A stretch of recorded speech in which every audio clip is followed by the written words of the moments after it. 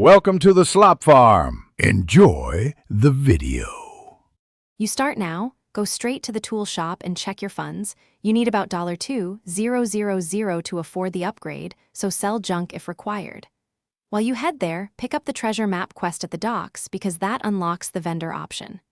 Once done, make sure your inventory has a free slot and carry a shovel or pickaxe for early dig spots. This sets you up, no waiting. Start the quest and walk to the NPC immediately to trigger the next stage. You now execute the core sequence. Follow map clues to 3 marked dig sites. Keep an eye on terrain landmarks to avoid backtracking. At each X, use your shovel or pickaxe. You'll retrieve detector parts or scrap that the NPC will accept. Once you have all 3 parts, return to the quest NPC and either hand them in or choose the pay-to-craft option if short on time.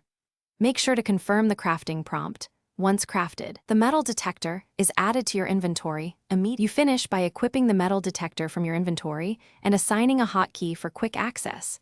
Then walk slowly around likely spawn zones because the detector's beeps get louder near caches. If you find a strong signal, use your shovel at the spot. Loot spawns under the ground.